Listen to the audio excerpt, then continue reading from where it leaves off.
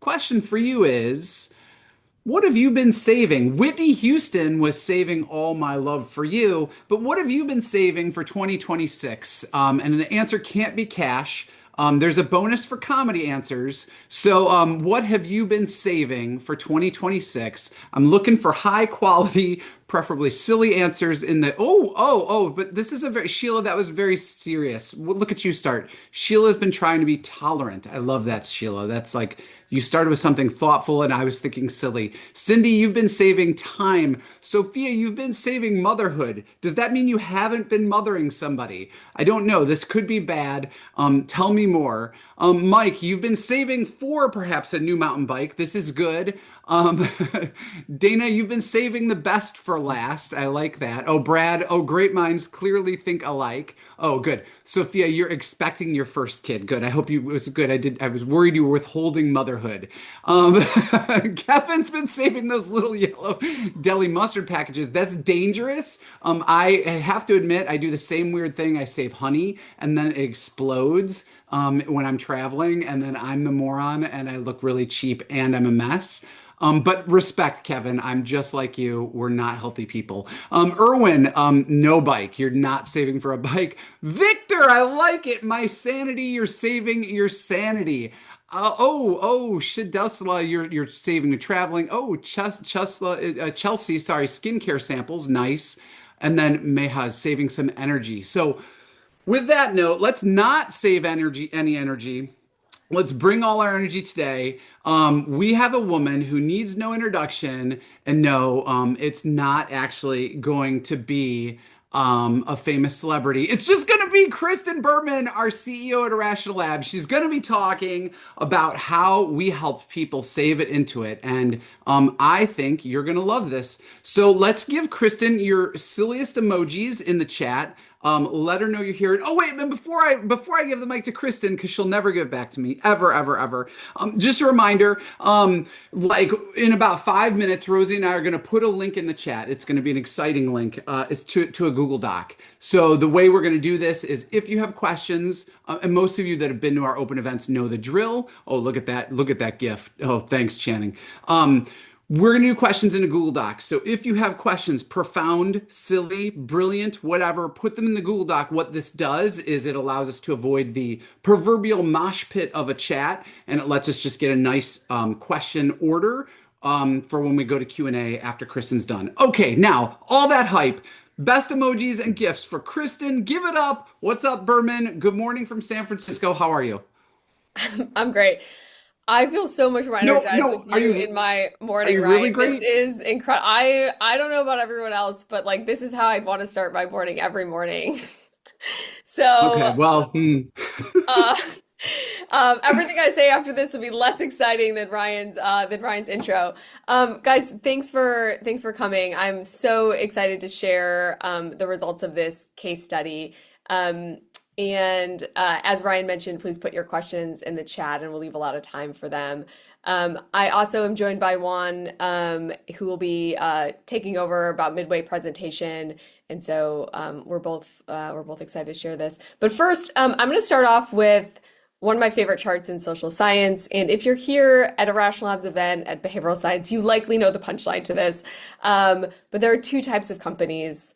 There are companies with employees who have under 50% saving for retirement, and there are companies with over 90% of their employees saving for retirement. And when this study first came out, we'd ask people, why do you think that is? And people would say things like culture, income, education. These must explain the differences in these savings rates. And you, as people who are attending the Irrational Labs behavioral science event, you know the punchline. What is the punchline? Folks, put it in the chat. Why are there differences in these two companies? I'm defaults, auto enrollment, amazing. Okay, so it's actually that the people who are not saving for retirement didn't sign up for retirement. The people who are saving for retirement didn't sign up for retirement. They were auto enrolled. So these people are actually the same. They didn't do anything. They didn't take any action, and yet their retirement outcomes are going to be wildly different. For some people, they will not have a retirement outcome. They may struggle. They may have be working a little bit longer. And for the people who do have more in retirement, they may be hanging out with their grandkids on the porch. But the key insight is that auto enrollment kind of drove these massive outcomes. And so this is kind of a well-known idea in behavioral science. And the question that we're going to ask today is how do we apply that type of insight, which is auto enrollment is a proven method to increase long-term savings, to short-term savings? So in the US, and we've heard the stat likely is that a lot of Americans struggle to cover a $400 expense. So having anything in your savings account, if you have a car repair and you don't have anything, this causes number one, angst. It's like high anxiety, and also you to have to go into debt. So Vanguard just kind of refreshed some of these findings and basically saw that emergency savings is the strongest predictor of financial well-being. The impact of having $2,000 is not only helpful again to their actual financial state, but their financial and mental health.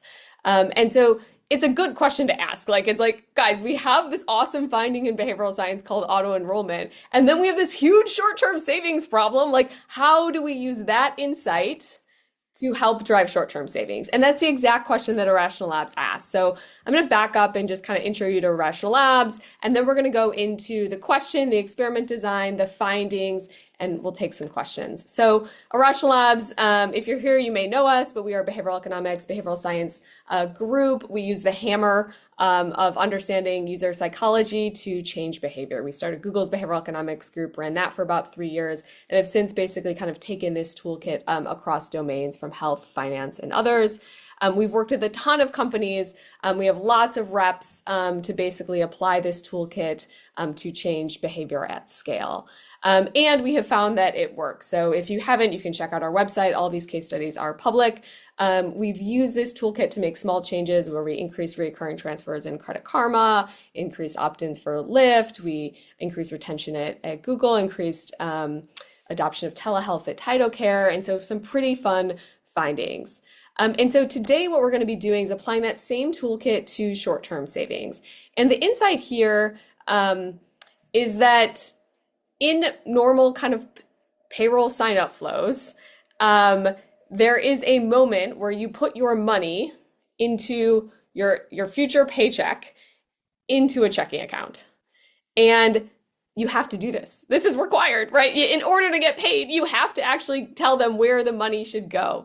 And so I would say probably about over 5 years ago now, this idea became very interesting to me and our team. And we approached folks like Rippling, we approached folks like Gusto, and we approached folks like Intuit Payroll. And we said, look, guys, there's this moment where people are putting money into checking account. Could we think about how they could direct some of that money into a short-term savings account, into their savings account?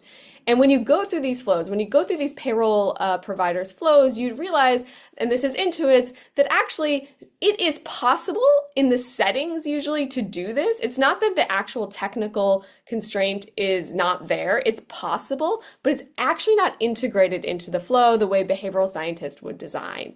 So that was good news. It's possible, but can we actually design it in a better way? And usually these base rates were pretty low. So for Intuit, around 2.9% of people were creating, and sorry, this even is a correct title, signing up for automatic savings. That's not really what they were doing. They were putting money into another account. So instead of depositing into one account, they were depositing into two accounts. And we'll talk about that a little bit later. But so this was kind of the insight, is like, if we look at the payroll moment, which our insight is from this automatic enrollment retirement savings, and we think, how do we apply that to short-term savings, and we do what a behavioral scientist does, which look at the small details of a design, you'd find that actually most of these payroll providers are not actually helping people direct money into short-term savings. So this is like, of course we should think about this, right? The problem was, and this is kind of a head nod to Intuit for being, for going along and saying we want to do this, is that there's actually no business model here, right? There's no business model for a technical tech team to basically say, let's make this change. Like, it can be a hard change. And there's no like monetary upside for them. And guess what? Consumers aren't demanding it. It's not like consumers are saying, I want at payroll to be able to direct money into my savings account. There's no one saying that. And so it was really hard to actually kind of get this experiment off the ground. But we did. And so, well, actually, I'll first go this slide. Thank you to the Intuit folks. Hopefully some of you guys are on the call. This is a group of folks who kind of over a year, these experiments take a long time, over a year, pushed it through, deprioritized other things, coded it, looked at the data, and helped drive some results. And then to our team, we actually had our team involved a lot as well. And so um, throughout this whole thing, because it's such an interesting experiment where we know in behavioral science that small details matter. So if you make, copy matters, framing matters, choice architecture matters. And so we didn't take it lightly. We didn't say, we know the answer, let's just go out and launch it. We actually consulted with some of the top experts. So again, if these folks are on the call, thank you very much. Okay.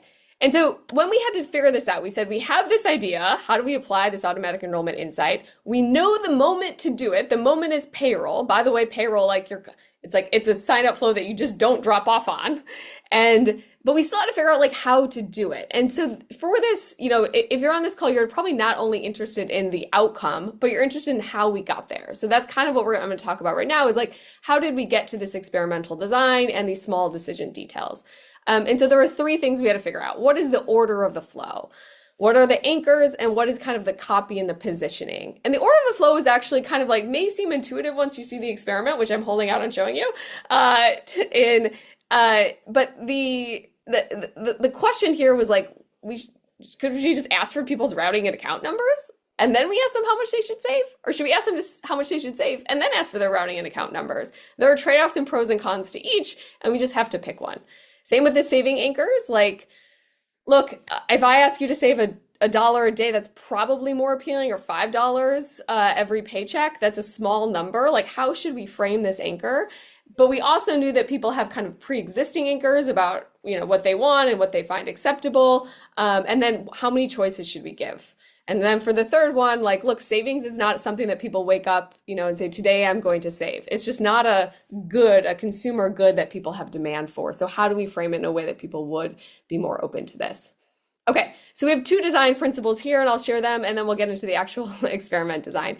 So the first design principle was, I kind of call it the continue mindset, which is if your doctor makes an appointment for you, you're more likely to actually do it. So this is a very nice study of 3x more likely to get flu shots. Katie Milkman had her recent study with the mega study with if vaccines are reserved for you, you're more likely to get it. And so the principle here is that, look, people have to still go get the flu shot. This is not really automatic enrollment. They have to go and get the thing.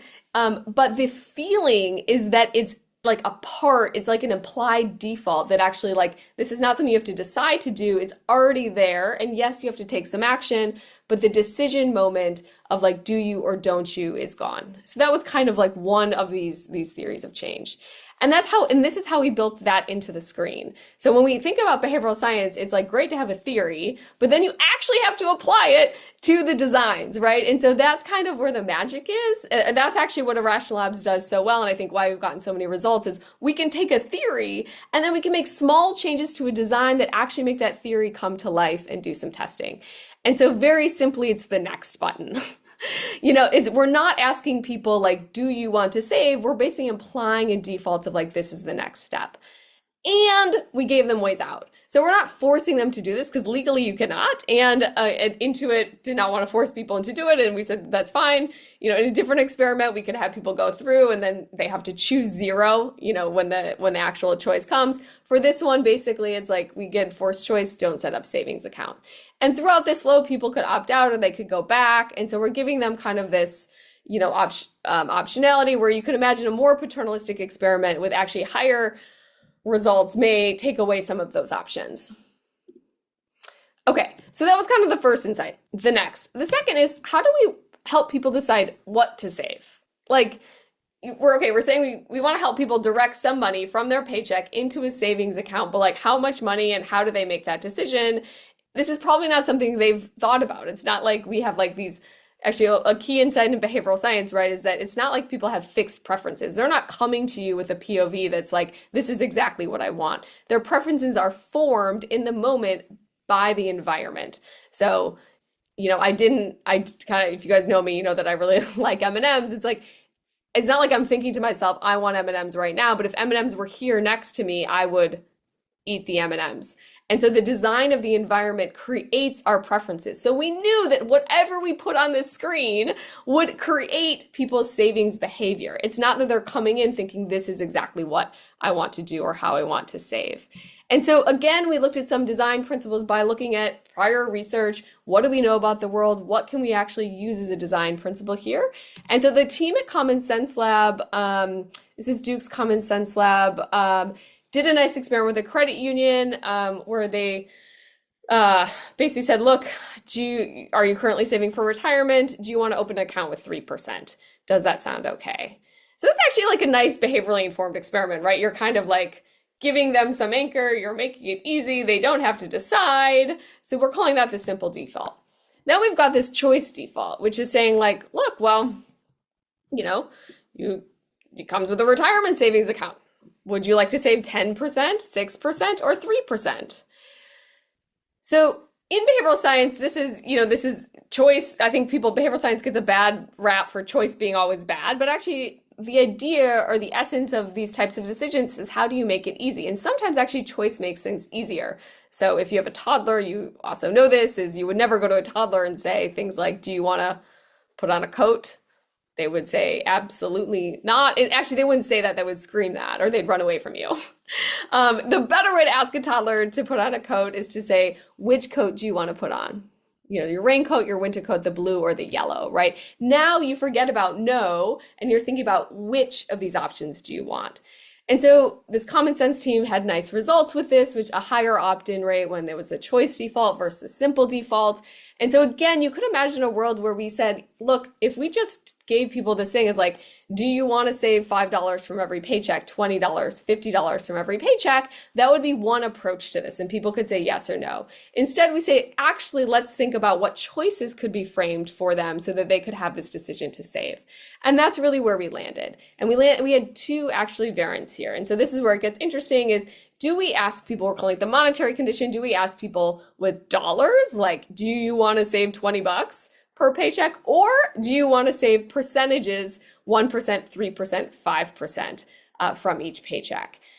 Now, how did we come up with these numbers? Well, we said, look, we kind of think that annually people should get to about $1,000. And so what would that look like if we made some like general assumptions about people's pay and we wanted these conditions to be roughly the same? And so we said, $50 and 3% are kind of roughly the same. And so people can kind of be making these very similar decisions. And so, this may seem again obvious to you right now, but the team agonized about these designs, all of the small details from, you can update this amount or stop savings later. The objection could be, oh my gosh, I can never change this, so I'm just not going to decide now. This is an important decision. I'll decide later. We didn't want that to happen. So all of these decisions were kind of analyzed. And so that's really where we're, and then I'm going to ask you guys, so think about this right now, is which one do you think won? And we'll talk about why we think each one could have won. But I think if you take a macro perspective on this experiment, what we're really doing is changing we're calling the implied default from depositing to one account to depositing to two accounts, and the second account being used for savings. And so before you could do something, technically you could deposit to two accounts in this whole flow. What we're doing is the small details about what the path of least resistance is for people who are going through this setup flow.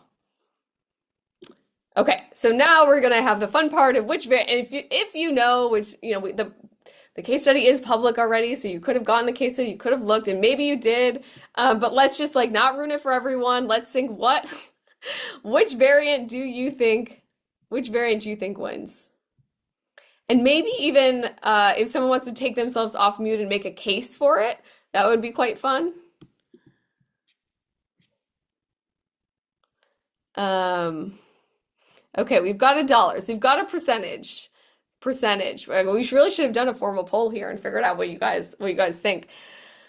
Wow. Okay, actually, this is so we've got maybe a little bit more folks thinking percentages. When our team did this, I mentioned that we asked all those experts. One of the key things that we were asking is like, if we're not able to get an experiment, because sometimes when you're working with a company, it's like hard to, maybe you scope it, but they say, you know what, we're kind of moving quickly, we can't get it. So we wanted to have an opinion on like, which do we, if we were forced only to have to launch one of these conditions, which condition would we launch? And they were mixed. All of those experts were mixed. It was like, I was hoping everyone would be like, oh, obviously it's this, and we could make a very strong call, and we're just doing the experiment just to kind of see. But actually, the best experiments are when you don't actually know the answer. And this is exactly where we were going, which is like, in some cases, one point of view is that dollars could win because they're concrete numbers. And for folks with not that much money, having some concrete number of saying like just 20 bucks a paycheck sounds actually very doable. Imagine percentage, like how much actually is that? Can I afford it? Will it overdraft? Do I have enough money? The uncertainty there could prevent people from moving forward. And the idea of dollars is actually quite kind of concrete and rational. Another point of view was that percentages, like why percentages? Well, there were kind of two arguments here. One is it's a normal mental model. So retirement savings is in percentages. And so when you kind of think about these things, it could be a nice heuristic for folks to use. And the second is a smaller number, which is just like, look, people like small numbers. And so if you have something like 3% versus 50 bucks, 3%, even though it's a percentage, and this is not how that works, actually just feels smaller. And so folks were really mixed. And it does seem like here folks are mixed as well. Does anyone have another argument for one of these they want to make before I reveal? You can just take yourself off mute and just be like, this is what I think. Because I can't see you that well. I can really see Brad, Rosie, and Ryan. Okay, no one's gonna go for it. I do want folks to, in their head, really think about this because this is the fun stuff in behavioral science where you just don't know. You have to make some guesses, and then you find out. So before we do that, I'm going to just tell you a little bit how the experiment was designed. So basically, we had, you're going through the payroll onboarding flow. You're signing out your you kind of reach this moment where you are doing your checking account, and then we ask you how, like your savings next. We give you this screen, and then you have to put your savings and account number in. Intuit gave us 90,000 folks. This was in December of 2024. So we had a fair amount of sample here. We ended up looking at data for the first month and then tracking them over 6 months to understand kind of withdrawal rates or any changes over time. Okay, I think the next slide is the reveal. Are we ready? I'm ready. No, it's not. This is actually the sample. And so this sample is lower income than, so about 70% of this population is paid hourly versus salary. Hourly employees typically have a lower paycheck. And so that's what we're seeing here is if you're a salary worker, you're around 52K in your annual salary. However, if you're an hourly worker, you have about 21K in your net income. The average weekly paycheck is 556, and this will come into play later. And so this population in general was a lower income, lower earning population. We kind of knew that going in hourly, and this, we don't have full share of wallet. So you could also imagine this population actually does have more money coming in from different sources. These could be gig workers and they have a W-2. They could be W-2 workers and they have another gig. We're not getting the full share of wallet for this type of thing, but we do understand, like based on their payment data, their paycheck data, a little bit more about their income situation. Okay, so the reveal. It was a little anticlimactic. I wish there was a drum roll. Percentages won, not by much. Both beat the control pretty significantly. On average, it was around 20% uptake overall for savings. Now, so for folks who chose percentage, you can feel good about yourself. For folks who chose dollar, actually the best way to learn is to be wrong because then we remember more. Those folks who chose percentages aren't listening right now. The folks who chose dollar amount are like, why? I don't believe you still. And so the first insight here is when we ask people at a random time, not in the payroll moment to do something, what will happen? They'll ignore you. So this idea, if you'd done it at a different moment, would probably have a 2 to 3% uptake rate. In fact, there's other studies that I've looked at, even with an incentive, that have about a 2 or 3% uptake rate. 20% is massive for just adding one or two screens. So you don't usually get this type of uptake for things. And so the interesting thing is it's built into the flow and it's an implied default here. Okay, and then and then I'm going to pass to Juan to talk through more of some of the details. But I would say the other kind of like final like aha moment here is that this slide would have said 30%. But we had this screen here. So we had around 30% of people go through the flow and say, next, choose a number like $50 or 3%, and then they dropped. Why? Because you have to add your savings and account number, and that's so annoying. Like, at what moment in the life do you ever have to go log into your bank account and get your savings routing and account number? Almost never.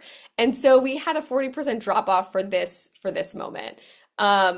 That's what friction does, folks. So that's like anytime we have the three B's, it's like reduce barriers, increase benefits. Reducing barriers is so critical to conversion.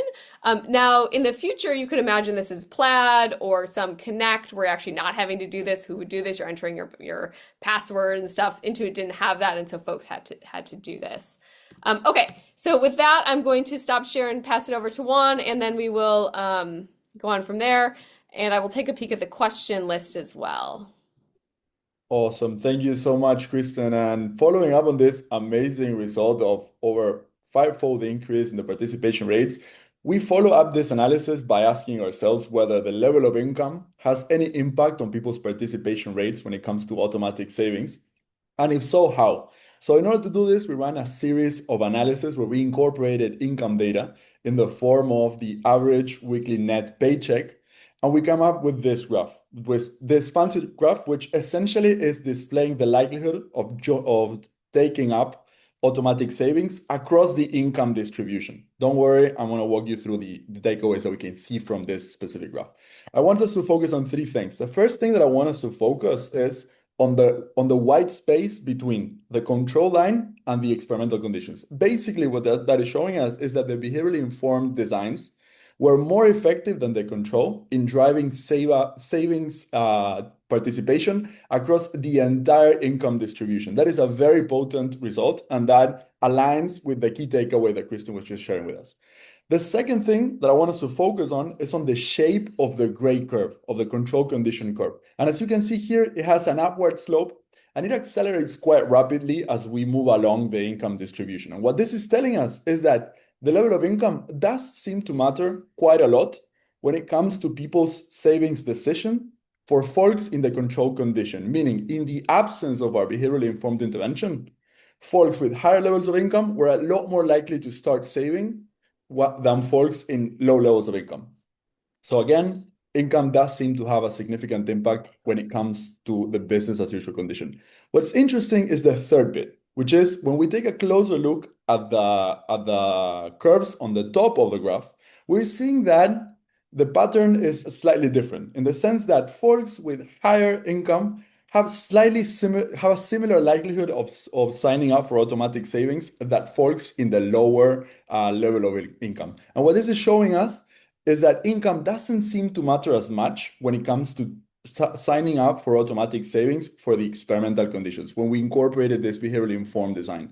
So not only is our behaviorally informed design more effective than the control condition in terms of driving savings participation, but it also seems to be contributing towards bridging the income gap in participation rates between low and high income folks within this particular sample, which in and of itself is a pretty interesting finding. The second question, the next question that we ask ourselves is, as successful as we see the experiment being in terms of driving take-up, to what extent do folks stick to their initial choices afterwards? And just like Kristen was mentioning, we did a couple of snapshots, one 3 months after implementing the study, and the second one 6 months implementing the study to check exactly that. So basically, we could see what was the automatic savings setup for every single participant at those couple of snapshots. And what we're seeing is that the participation rates remain high over time. And that is great news. In fact, if we do see a slight drop off of about 2 percentage points, 2.5 percentage points, which in both cases account for about 12% relative to the participation rates of submission. But still the differences are pretty big relative to to the control, and they are highly statistically significant. So that is great news in terms of the participation rates remaining high over time. And also, an interesting insight that is associated to this key takeaway, just like Kristen was mentioning earlier, is that the timing of the ask does seem to matter a lot, a lot. So like in the same way that the decisions that folks made at submission had an impact on whether they stick with these choices afterwards, the choices that were not made during the onboarding also stick afterwards. So as we're not seeing, it's very unlikely, it's extremely unlikely actually, that folks that decided not to sign up for automatic savings during the payroll onboarding that actually change their decision afterwards. So these are our big three takeaways when it comes to participation rates. One is there's a pretty big impact in terms of participation rates at submission, which is about a fivefold increase. The second one is that the behaviorally informed intervention is more effective across the entire income distribution than the business as usual control. And the third one is that the choices that they made at submission stick over time. But when we think about savings decision making, we rarely think of it as a binary decision, as a yes or no question in terms of whether I want to save or not. There's a lot of minor decisions that users have to make. And just like we were mentioning earlier, one of those key decisions is actually how much money to save. What would be the savings contribution rates, no, after selecting the participation? So we took a closer look at what were people's choices in terms of their contribution rates for each of these groups. And the first thing that we noticed right away is that most of the savers, most of the folks that did sign up for automatic savings, anchor their saving choices to the default options presented to them on the screens that we were seeing earlier on. More specifically, about 91% of folks in the percentage condition are choosing one of the pre-selected options, whereas 75 in the percentage condition, sorry, whereas 75% of folks in the monetary condition are selecting one of the predefined options, with the most popular option always being the recommended one on the screen by a wide margin.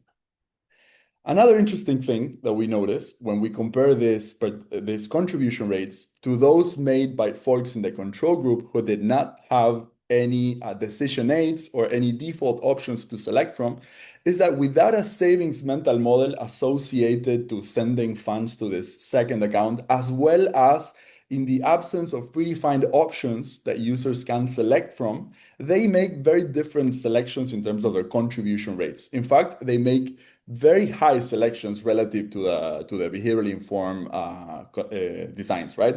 And although this might seem unreasonably high for a savings purpose, it is important to keep in mind that the second account in the control condition was not labeled as a savings account. Therefore, our main hypothesis behind this massive gap in terms of contribution rates is primarily associated to folks thinking of this second account, using this second account for reasons other than saving. Think, for instance, money management or having a separate account to take care of bills and so on and so forth.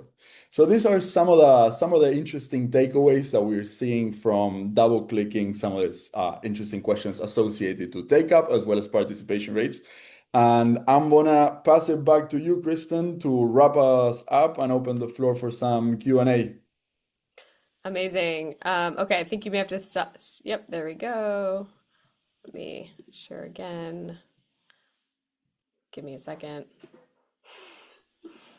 Juan, I'm so sorry. I texted you in Slack. I didn't know you were coming on as a guest star today. So, ladies and gentlemen, guest star Juan, give him a round of applause. He read those graphs like he Great. knew what numbers were. And that was impressive, Juan. I love what you did there. How you doing down in the Southern Hemisphere?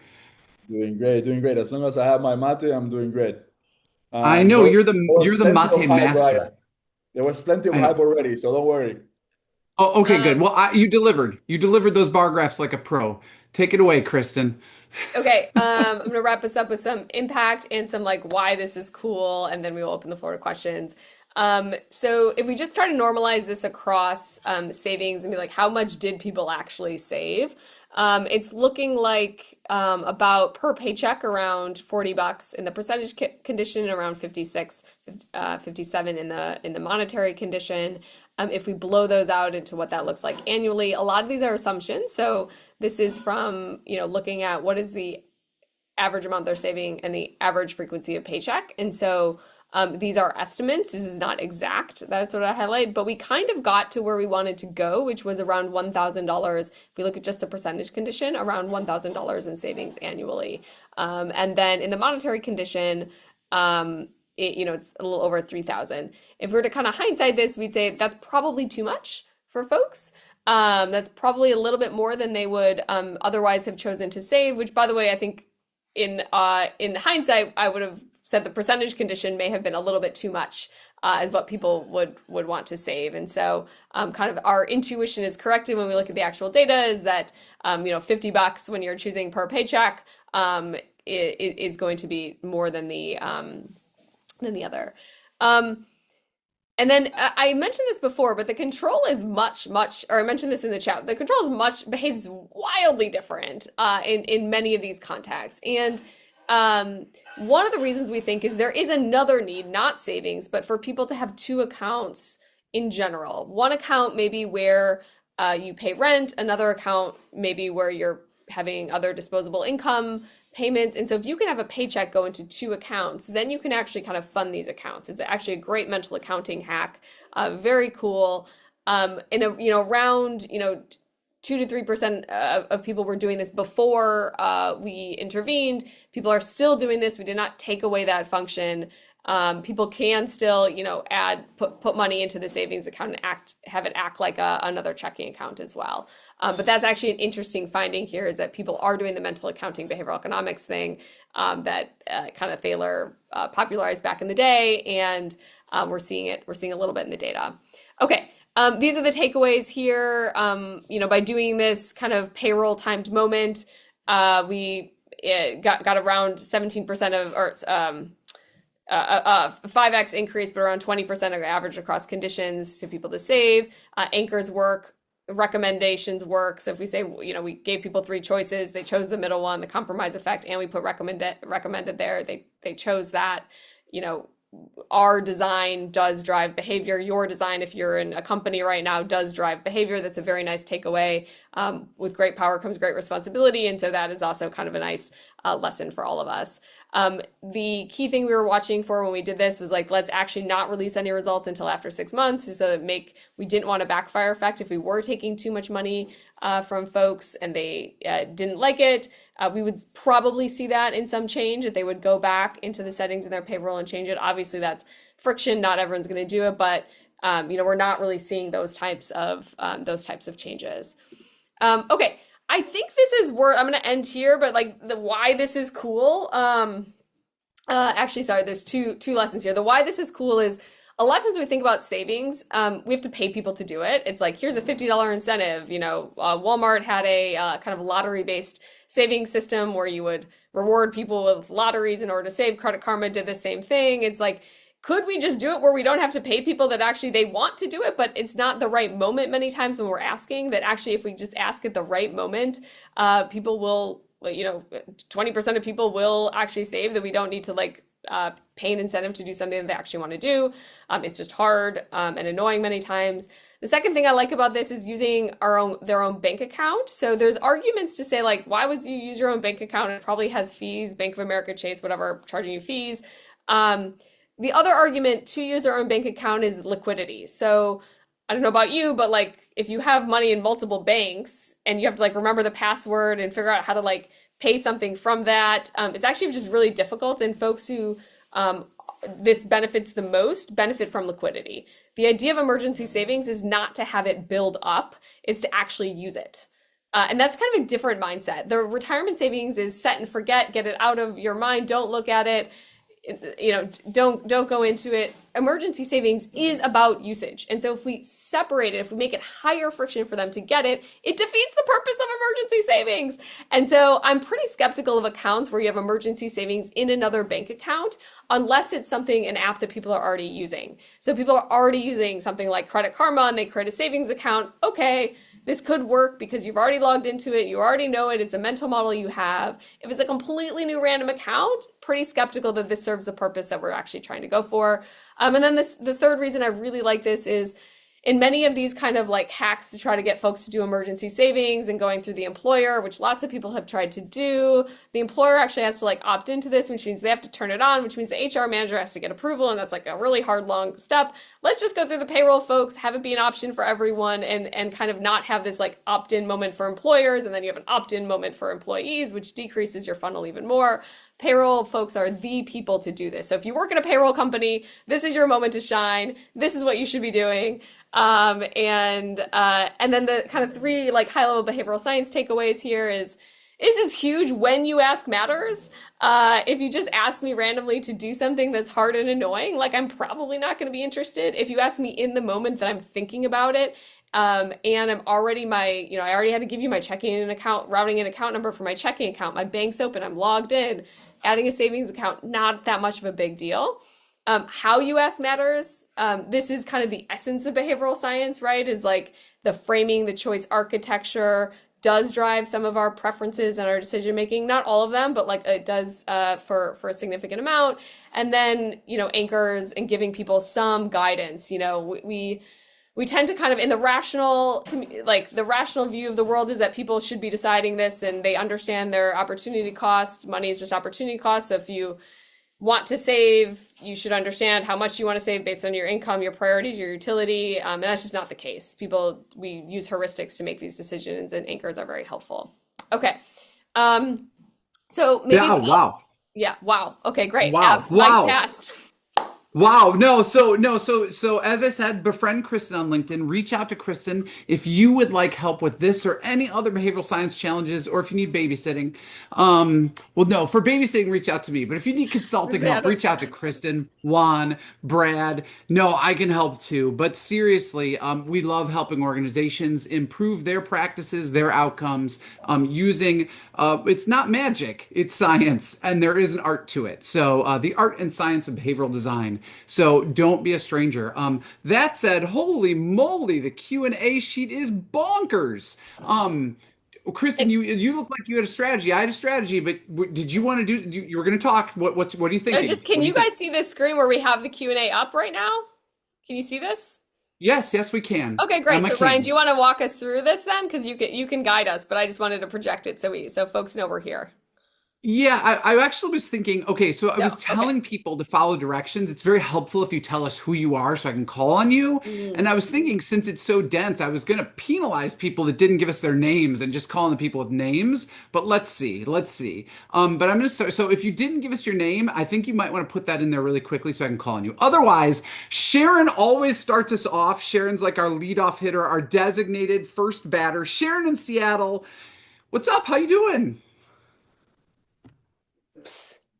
Doing great.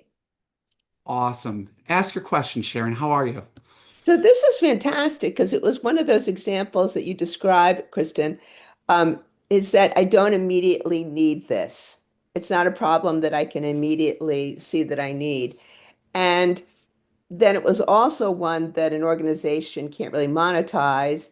And so how did you convince Intuit to do this? And what kind of behavioral science principles, if any, did you use? Because a lot of these examples are things that we face internally all the time. Okay, so this is what I did. I publicly shamed. If you have not, look, I really like Intuit. I think they are a lovely company, and it's just really hard to prioritize something that you don't fully understand or yet care about. And so when I asked them before doing this, it just didn't get to the top. And so I wanted to kind of say like, I want to send this Substack. So if you haven't watched my Substack, I think it's a really it dives deep into the small details of UX and onboarding. And so did this for Intuit Payroll, sent it to the payroll team, and they're like, I get it. This is awesome. Let's do it. And so this really was the thing that started the conversation in a real way with the Intuit Payroll leaders. Great. I like that you just named it publicly shaming. Nicely done, Kristen. With that, I'm going to jump to Sarah Gonick in London. Can you come on the mic and tell us what's in your mind? Oh, you have two questions. That's tricky. I'm going to make you pick one because we have so many questions, Sarah. Yeah, hi everyone. Thank you for Kristen for the great session. Yeah, so the longer term question. So this is about accumulating value, right, over time and keeping the savings accounts of the people on a longer term basis. So in that sense, I'm wondering if you ever tried to show them the accumulative value of how this looks like in a year, how this looks like in 6 months, or setting certain goals, some personal goals, for example, to improve the adoption and make them continue putting the savings actually into the account. Yep. Great question. So for the first one, the Common Sense team at Duke actually did this in one experiment with a bank where I believe it was either self-help or Latino Community Credit Union, where there was an if you have a auto loan, it's possible that if you defaults, if your car actually breaks, you're not going to get to your job, you're going to default on your auto loan. Having a savings account is actually very helpful to bridge any gaps. So the credit union was like, let's actually pair savings accounts and loans. And so at the point of loan origination, the experiment was, do you want a savings account? You can save $19 every loan. And so you'd basically round up and have $19. It was lovely.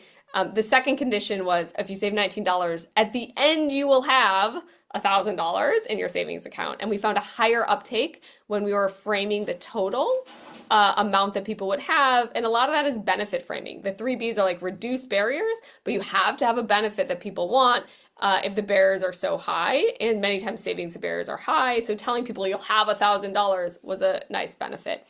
For this, we don't know. So there's a few constraints we're working with. They're signing up for payroll. We actually don't know their salary yet. For some people, we did because the employer entered it. For the majority, we don't.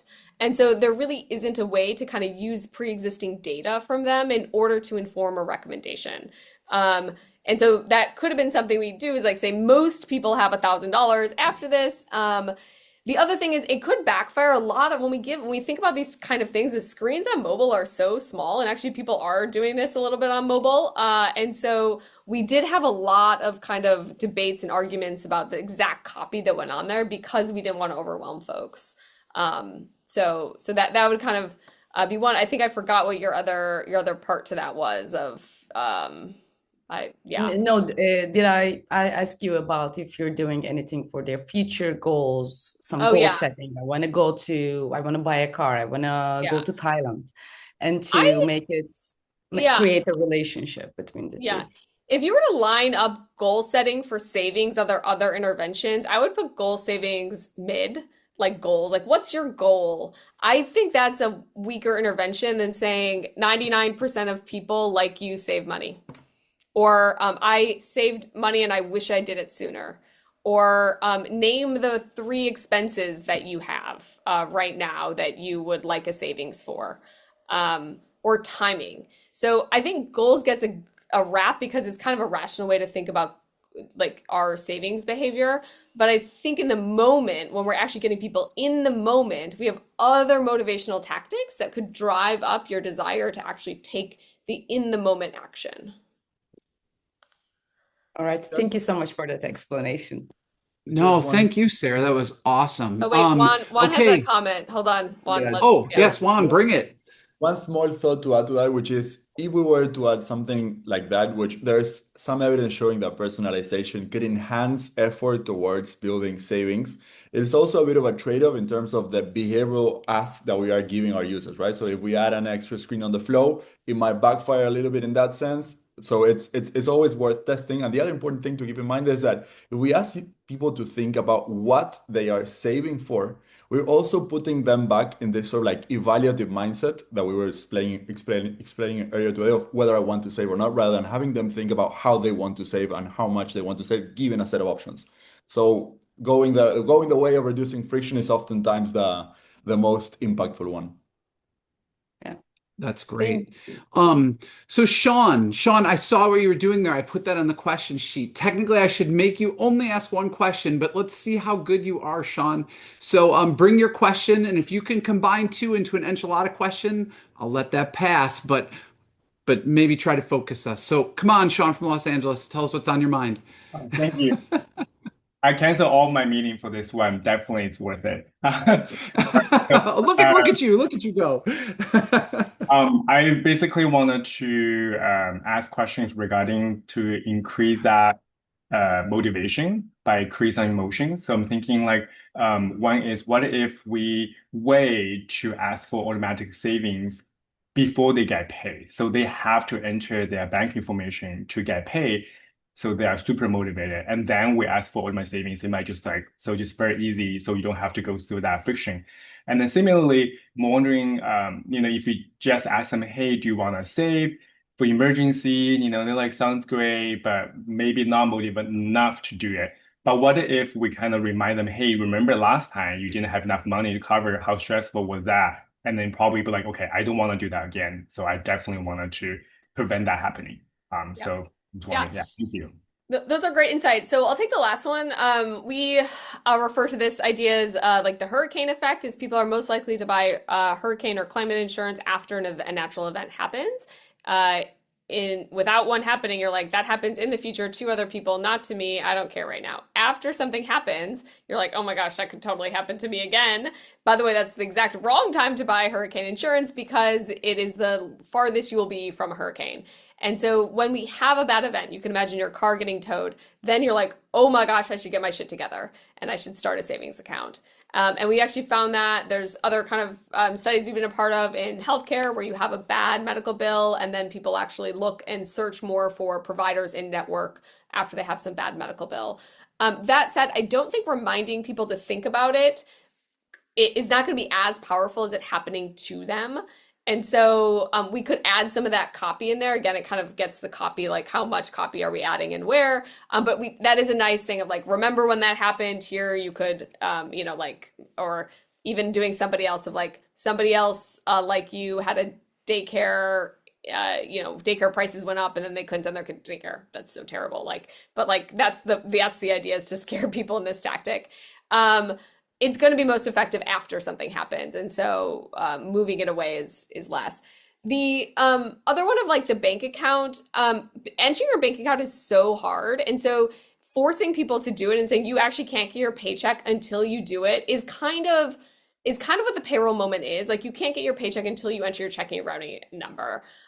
The savings account number would be questionable for employers to do. So Intuit is basically not only serving consumers and employees, but also the employer. And so they would basically be like, I don't know if I want to force people to enter their savings and account number. That said, I think a different way to do this intervention is that we would require people to add the checking and account number and the savings number at the point of sign up, and then people just choose zero. And so friction it's not a confounded experiment where am I savings or not because I don't want to take the time to do it. It's actually I'm choosing not to save. I've already done the hard stuff and now I'm choosing not to save. Yeah. Yeah, following up on this idea and pushing the concept of defaults a little bit further, one alternative design that would be very interesting to consider would be essentially to create a savings account by default at the moment of making this decision to entirely overcome the logistical friction of having to select an account. So if it's a capability that's embedded within the product, it eliminates the behavioral friction altogether. So that could be one thing to further push the concept of this study. Also, I think the idea of thinking about interesting key moments to prompt people towards making these decisions, it is a great thought. And I do think that this element of you are about to get your money is one of those key moments that could be leveraged towards getting folks either to sign up or to complete the registration. And if we want to keep the idea growing, we can think about different alternative framings that we could incorporate into these key moments. For instance, instead of saying you won't be able to do this because you haven't done this, we could rely on this implicit default and a little bit of completion bias by saying, hey, you're one step away from completing your setup. The one thing that you need to do is this right now. And we have some experiences where a framing like that has been incredibly effective. That's awesome. Thank you, Juan, and thank you, Sean, for coming on. Nicely done. So Natasha in Austin, Texas, hook 'em horns. Where are you at? Hi, I'm here. Hey, So my Natasha. question is about the savings that remained in the accounts, if you guys did any type of interviews with the participants to see like at the 3 month mark, did they actually still have savings? At the 6 month mark, did they actually still have some? And I know you mentioned like the emergency savings is meant for emergencies, but a lot of times, especially with the population you included in the survey or in this study, they tend to try to save and then every month they're taking it out because they needed the money. So do you have any information about that of did some participants actually save money and have savings that remained at those 3 month and 6 month marks? Yeah. Unfortunately, no, we don't have access to their bank accounts, and we really weren't looking at the PII of the personally identifiable information of the participants. So that is something like from an Intuit perspective, we didn't have their names. We just had their rows of data. And then we also just didn't have access to the actual bank account data. So it's a missing thing. I would say I think like if we were to kind of categorize savings, there's probably we always did long term and short term. There's probably three categories of savings. One is just long term. Two is like these car repairs, which is kind of midterm, and you need a little stash. And then three is this like almost a set aside, and a company Earnin kind of is really nice at using this word set aside, where actually people are just moving money to not spend it today, but actually they will spend it this month. Or they will spend it in the next 1 or 2 months. It's for a kid's birthday or it's for kind of a really short-term thing. And actually that idea of setting it aside helps avoid spending today, but the intent is never really to never spend it. And so I do wonder if this intervention is a little bit more in the set aside category, where because it's so liquid and so accessible that it actually helps people in the very short term with their with their liquidity questions.